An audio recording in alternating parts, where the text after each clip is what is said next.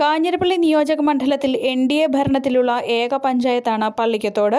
വിഭജനത്തിന് മുൻപ് 13 വാർഡുകളുണ്ടായിരുന്ന ഇവിടെ 7 വാർഡുകളിലും NDA സ്ഥാനാർത്ഥികൾ വിജയിച്ചാണ് അധികാരത്തിലേറിയത്.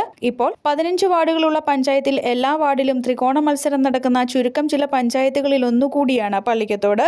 തുടർ ഭരണം പിടിക്കുക എന്ന ഒറ്റ ലക്ഷ്യത്തോടെയാണ് ഇക്കുറി BJP പ്രചരണത്തിനിറങ്ങിയിരിക്കുന്നതെന്ന് നിലവിലെ ക്ഷേമകാര്യ standing committee chairman Sanu Shankar പറയുന്നു. BJPയുടെ ഒരു പ്രധാനപ്പെട്ട ലക്ഷ്യം എന്ന് പറയുന്നത് പള്ളിക്കത്തോടിനെ ഏറ്റവും നല്ല ഒരു വികസന പാതയിലേക്ക് എത്തിക്കുക എന്നുള്ളതാണ്.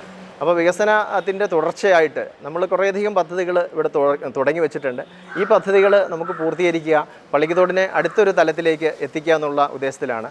വിവിധങ്ങളായിട്ടുള്ള വികസന പദ്ധതികൾ കഴിഞ്ഞ 5 വർഷം പള്ളിക്കത്തോടിൽ BJPയുടെ അഥവാ NDAയുടെ ഭരണസമിതിക്ക് ചെയ്യാനായിട്ട് സാധിച്ചിട്ടുണ്ട്. കുറേയധികം പദ്ധതികൾ ഇപ്പം നടന്നുകൊണ്ടിരിക്കുന്ന ഒരു സാഹചര്യം കൂടിയാണ്.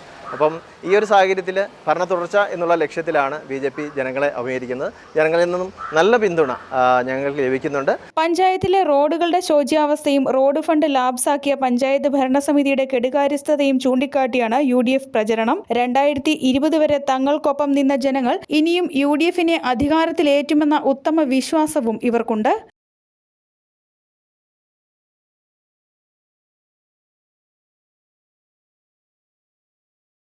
പള്ളിക്കത്തോടിനെ സംബന്ധിച്ചിടത്തോളം കഴിഞ്ഞ 5 വർഷത്തെ ഭരണം ഒരു മാറ്റം ആഗ്രഹിക്കുന്ന ജനങ്ങൾ ഭരണ സംവിധാനം ഒന്ന് മാറി വരണമെന്നും ആഗ്രഹിക്കുന്നുണ്ട്. കോൺഗ്രസ് പാർട്ടി ഒറ്റയ്ക്ക് ഭരണം എടുക്കുമെന്നാണ് ഞങ്ങളുടെ എല്ലാം വിശ്വാസം.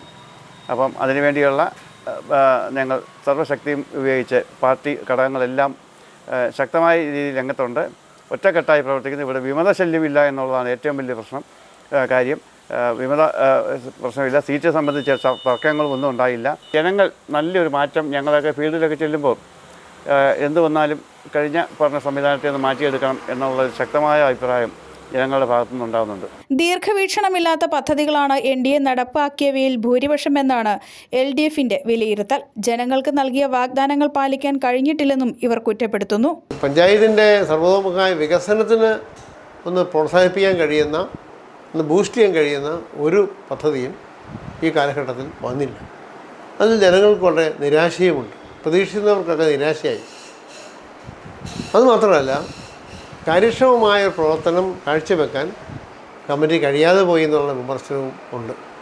പ്രത്യേകിച്ചും റോഡുകളുടെയൊക്കെ ശോച്യാവസ്ഥ വളരെയധികം ആളുകളെ പ്രകോപിപ്പിച്ചിട്ടുണ്ട്. അതിനുശേഷം ആ റോഡുകൾ നന്നാക്കിയപ്പോൾ അവിടെയും വേണ്ടത്ര കാര്യക്ഷമത ഇല്ലാതെയുള്ള റോഡ് നന്നാക്കിയ തൊട്ടുപുറകെ പൊളിയുന്ന അത്തരം അവസ്ഥകളൊക്കെ ഉണ്ടായപ്പോൾ വലിയ പ്രതിഷേധം ജനങ്ങളിലൊക്കെ ഉണ്ടായിട്ടുകയും ഒട്ടേറെ സമരങ്ങൾക്കത് കാരണമാവുകയും ചെയ്തിട്ടുണ്ട്. അങ്ങനെയുള്ള ഒരു പരിസ്ഥിതിയിലാണ് ഈ പുതിയ ഇലക്ഷൻ ഇപ്പോൾ വരുന്നത്. ഈ വർഷം 15 സീറ്റാണ് ഇവിടെ മത്സരിക്കാനുള്ളത്.